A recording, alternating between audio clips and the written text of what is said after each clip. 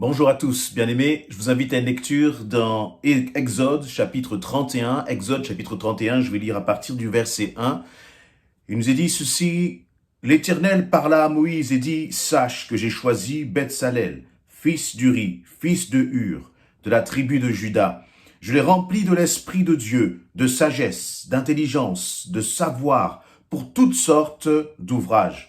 Je l'ai rendu capable de faire des inventions, de travailler l'or, l'argent et les reins, de graver des pierres à enchâsser, de travailler le bois, d'exécuter toutes sortes d'ouvrages. Et voici, je lui ai donné pour aide Oholiab, fils d'Aïsamach, de la tribu de Dan. J'ai mis de l'intelligence dans l'esprit de tous ceux qui sont habiles pour qu'ils fassent tout ce que je t'ai ordonné, la tente d'assignation, l'arche du témoignage, le propiatoire qui sera dessus et tous les ustensiles de la tente, la table, ses ustensiles, le chandelier d'or pur et tous ses ustensiles, l'autel des parfums, l'autel des holocaustes et tous ses ustensiles, la cuve avec sa base, les vêtements d'office, les vêtements sacrés pour le sacrificateur Aaron, les vêtements de ses fils pour les fonctions du sacerdoce, l'huile d'onction et le parfum odoriférant pour le sanctuaire. Ils se conformeront à tous les ordres que j'ai donnés. Amen. Voilà donc quel est le contexte? Eh bien, Dieu parle à Moïse et Dieu va donner à Moïse des instructions extrêmement claires et précises pour que celui-ci puisse commencer à fabriquer, à construire le tabernacle. Le tabernacle, c'était donc ce premier lieu qui avait été institué pour que, le peuple de Dieu vienne à la rencontre de l'Éternel. Et ce lieu était réservé, l'accès était réservé dans certaines parties aux sacrificateurs qui devaient justement, et le peuple devait apporter ses offrandes, devait apporter ses sacrifices pour que les sacrificateurs puissent procéder justement à tout au rituel des différents sacrifices. Et ce qui est intéressant, c'est que Dieu avait donné des instructions extrêmement précises à Moïse. Et là, dans ce passage en particulier, Dieu va parler à Moïse. Dieu va parler à son conducteur. Et il va dire à Moïse qui il aura choisi. Il va dire: j'ai choisi Bethsalel, le fils d'Uri. J'ai choisi aussi Oholiab, le fils d'Aïsamach, justement pour qu'il puisse contribuer, aider à la fabrication du tabernacle. Et ce qui est intéressant, c'est que Dieu n'a pas choisi simplement des hommes à cause de leur talent ou de par leur talent. Mais il nous est dit dans le verset 2, il a choisi Bethsalel et il l'a rempli au verset 3. Je l'ai rempli de l'Esprit de Dieu, de sagesse, d'intelligence et de savoir pour toutes sortes d'ouvrages. Dieu, lorsqu'il appelle et lorsqu'il t'appelle, il te donne son esprit. Il met son esprit en toi. Pas pour que tu sois bien uniquement. Bien sûr, l'Esprit de Dieu en nous fait tellement de bien. Mais Dieu remplit de son esprit pour que nous puissions être des chrétiens efficaces. Pour que tu puisses être un chrétien efficace entre ses mains. Première chose. La deuxième chose, c'est que Dieu met son esprit dans le cœur, dans le cœur de Bethsalel, pour que Bethsalel puisse se mettre à disposition de Moïse. Non pas pour que Bethsalel puisse faire ce qu'il a envie, parce qu'il est rempli du Saint-Esprit. Non pas pour que Bethsalel puisse dire: mais moi je suis rempli de l'Esprit, je n'ai pas besoin d'écouter qui que ce soit, je n'ai pas besoin de me référer à qui que ce soit, je n'ai pas besoin de rendre des comptes à qui que ce soit. Mais Bethsalel, rempli du Saint-Esprit, et se mettait au service de Moïse. Et en fait, en se mettant au service de Moïse, il se mettait au service de l'Éternel pour accomplir le plan de Dieu. Et je crois que c'est encourageant de réaliser que lorsque Dieu t'appelle, et la réalité, c'est que Dieu appelle tous ses enfants à s'engager, à s'investir pour son royaume, il équipe tous ses enfants. Il n'y a pas un ouvrier dans le royaume de Dieu que Dieu n'ait pas équipé. Il n'y a pas un ouvrier dans le royaume de Dieu dans lequel Dieu dit: toi, tu n'as pas besoin de la puissance du Saint-Esprit pour être efficace. Voyez, ces hommes, donc Bethsalel, si l'on parle de Bethsalel ou si l'on parle de comment dire, les noms sont un peu compliqués, Oholiab, Dieu les a tous les deux remplis du Saint-Esprit. Pour Bethsalel, il nous est dit, je l'ai rempli de l'Esprit, de Dieu, de sagesse et d'intelligence, je l'ai rendu capable de faire des inventions, de travailler l'or, l'argent et les reins, de graver les pierres à enchâsser, de travailler le bois et d'exécuter toutes sortes d'ouvrages. Ce qui est intéressant, c'est que Dieu a rempli ces hommes de son esprit,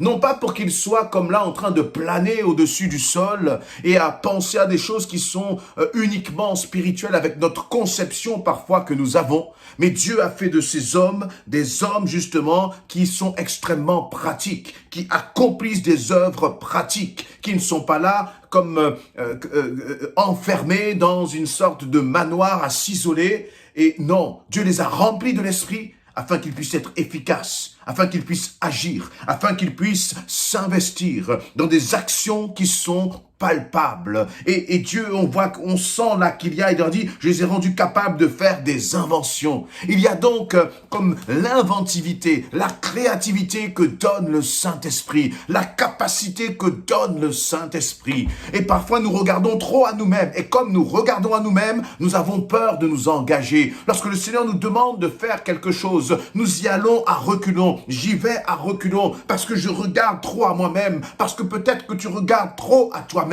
Mais je crois qu'il est temps de considérer, il est temps de proclamer, Seigneur, je veux me lever, Seigneur, je veux te servir, Seigneur, je veux m'engager pour toi, mais je réalise que j'ai besoin de la créativité du Saint-Esprit, j'ai besoin de l'habilité que donne le Saint-Esprit, j'ai besoin de la rigueur que donne le Saint-Esprit pour accomplir ton œuvre, et sans le Saint-Esprit, je ne pourrais rien faire qui soit efficace pour ton royaume, Seigneur. Et donc, nous devons vraiment, je crois, ensemble, là où tu es, tu dois proclamer cela. Tu dois réaliser que le Seigneur veut se servir de toi. C'est faux, tous les mensonges qui disent que tu es inutile. C'est faux, tous les mensonges qui disent que tu ne sers à rien. C'est faux, tous les mensonges qui disent que tu ne pourras rien faire pour ton Dieu. Mais au contraire, le Seigneur appelle. Voyez, dans le temps de l'Ancienne Alliance, il y avait des personnes particulières. Mais je crois que maintenant, dans le temps de la Nouvelle Alliance, le Saint-Esprit habite en chacun de nous. Mais nous devons réclamer, plus que le Saint-Esprit, la plénitude du Saint-Esprit. Parce que si tu n'as pas cette plénitude du Saint-Esprit, tu seras comme un agriculteur qui a un grand champ à labourer, et puis tu vas y aller avec ta pioche, tu vas y aller avec ta pelle, mais la puissance du Saint-Esprit, c'est comme celui qui va avec le tracteur et qui est beaucoup plus efficace. Seigneur, je ne serai pas efficace sans cette dimension de l'Esprit. Seigneur, tes bien-aimés ne seront pas efficaces sans cette dimension de l'esprit. Alors as-tu faim et soif de servir ton Dieu? As-tu faim et soif de servir le royaume de Dieu? Alors, sois un Bethsalel, sois un Oholiab et demande au Seigneur de te remplir du Saint-Esprit, mais pour la bonne cause, pour la bonne raison, pour les bonnes motivations. Et la bonne motivation de cœur, c'est de dire, Seigneur, je veux te servir. Qu'il était... J'imagine ce qu'ont ressenti ces hommes, Bethsalel et puis Oholiab. Dieu les appelle pour servir, pour construire ce lieu de la rencontre. Eh bien, nous aussi, je crois que c'est important. Seigneur, fais de ma vie, justement, à travers la façon dont tu peux m'utiliser, un lieu de rencontre pour les hommes, pour les femmes qui ont tellement besoin de te connaître, qui ne te connaissent pas, Seigneur éternel, mon Dieu. Je ne parle là pas d'un lieu physique, mais qu'à travers notre attitude, à travers les actes que nous pouvons poser, eh bien, nous puissions amener des hommes et des femmes à Christ. Ça peut être en servant dans ton église, ça peut être... Je ne sais pas quel acte le Seigneur te demande de poser, dans quel service le Seigneur te demande de t'engager. Mais je crois réellement là que tu as un rôle à jouer dans le royaume de Dieu. Et je le répète, ces deux hommes, ils étaient doués. Ils avaient de l'inventivité, ils avaient de l'intelligence, ils avaient de la sagesse, ils étaient remplis de l'esprit.